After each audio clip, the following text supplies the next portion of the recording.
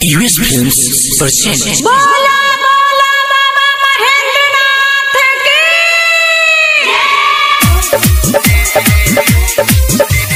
DJ Aditya Ashok के बोलबम में भीड़ मारा भारी कर बाबा लोग के जिला मोतिहारी। हाँ अशोक के बोलबम में भीड़ मारा भारी घर बाबा लोग के जिला मोतिहारी। जल जाके ससुर है भोले परे गाजा खैनी मिला के बाटे मीजे परे देखो ना चता कंवरिया सो डीजे परे गाजा खैनी मिला के बाटे मीजे परे देखो ना चता कंवरिया सो डीजे परे।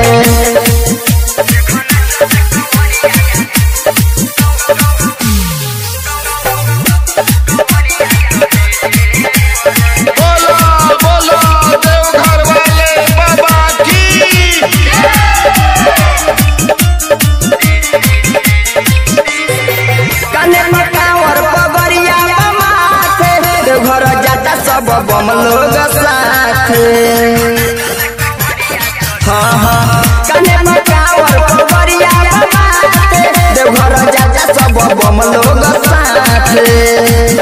खूबे कम रहिला रे डीजे परे गाजा खैनी मिला के बाटे मीजे परे देखो ना चता कंवरिया सो डीजे परे गाजा खैनी मिला के बाटे मीजे परे देखो ना चता कंवरिया सो डीजे परे।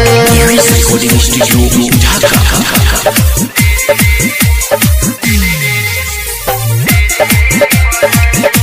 बोलो बोलो देवघर वाले बाबा की।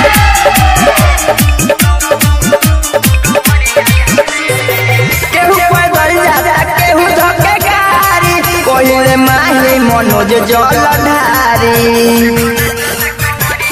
हाँ यूएस धीरज सिकंदर मस्तान ना जाने बोला तारे कवना भाषा में। रवि रागी जी के मन भावे पीजे परे गाजा खैनी मिला के बाटे मीजे परे देखो ना चता कंवरिया सो डीजे परे गाजा खैनी मिला के बाटे मीजे परे देखो ना चता कंवरिया सो डीजे परे। अशोक के बोलबम में भीड़ मारा भारी घर बाबा लोग के जिला मोतिहारी।